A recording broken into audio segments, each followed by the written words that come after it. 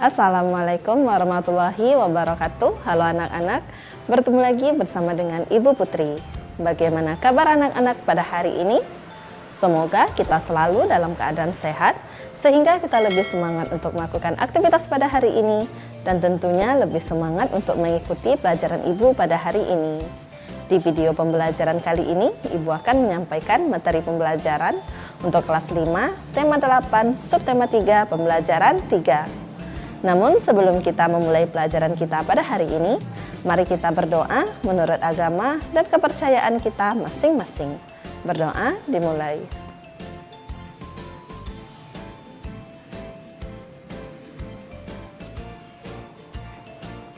Berdoa selesai. Tujuan pembelajaran kita pada hari ini yaitu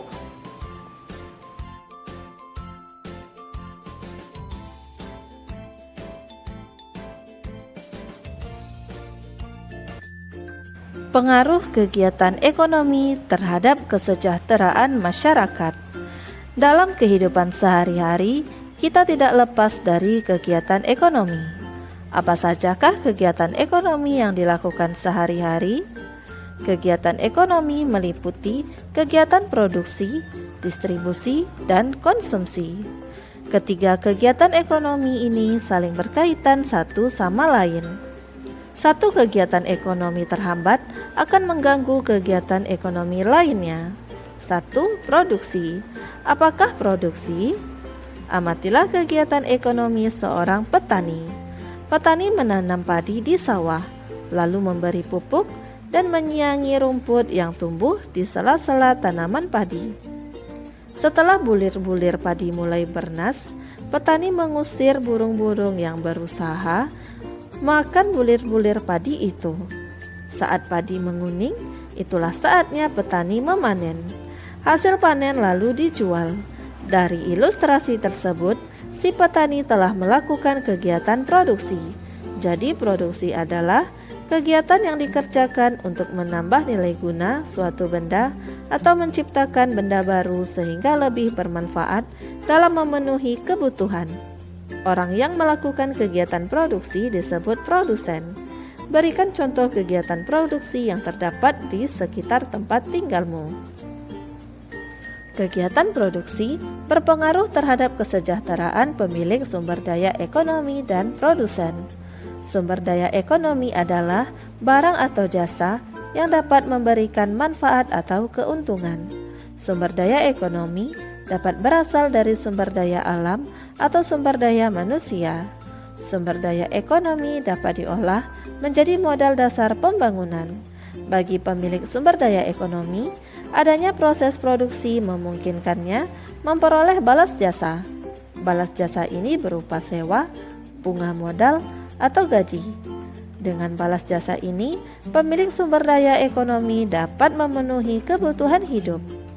Bagi produsen, adanya proses produksi menyebabkan produsen memperoleh keuntungan.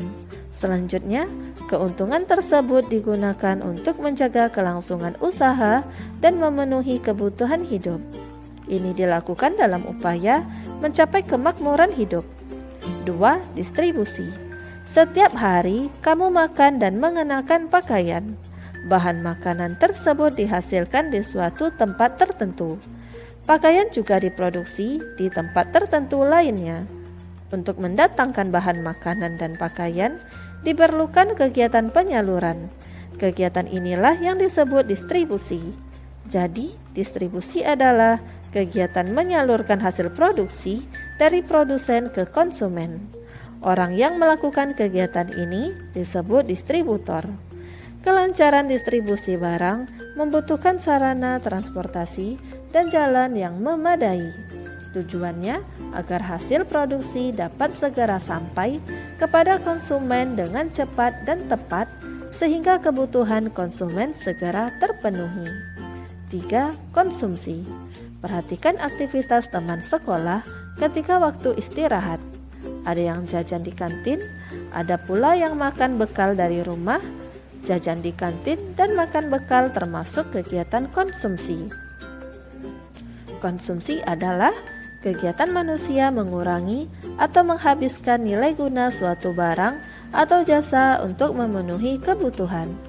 Orang yang melakukan kegiatan konsumsi disebut konsumen. Untuk mengonsumsi barang atau jasa, masyarakat mengeluarkan pengorbanan tertentu. Pengorbanan dapat berupa uang atau waktu. Dari uraian di atas, kamu mengetahui kegiatan ekonomi dan dampaknya bagi masyarakat. Kegiatan ekonomi dapat berdampak positif terhadap peningkatan kesejahteraan masyarakat. Ayo mencoba pada halaman 115. Berdasarkan teks pengaruh kegiatan ekonomi terhadap kesejahteraan masyarakat, buatlah peta pikiran yang memuat informasi-informasi penting dari teks tersebut. Berikut ini adalah peta pikiran pengaruh kegiatan ekonomi terhadap kesejahteraan masyarakat. Berikut ini peta pikiran mengenai pengaruh kegiatan ekonomi terhadap kesejahteraan masyarakat. Kegiatan ekonomi terdiri dari kegiatan produksi, kegiatan distribusi, dan kegiatan konsumsi.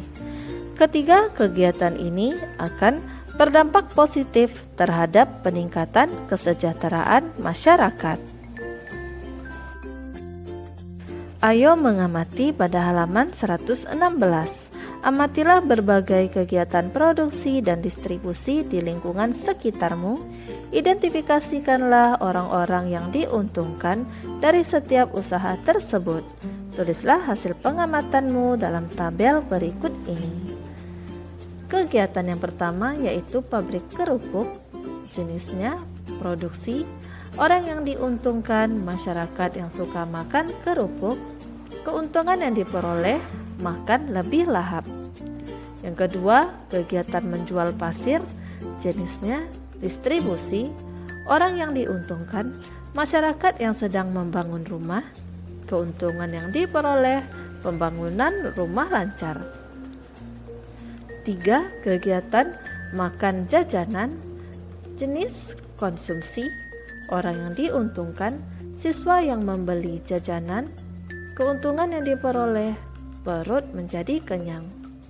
4. Kegiatan pabrik panci. Jenisnya produksi. Orang yang diuntungkan ibu rumah tangga.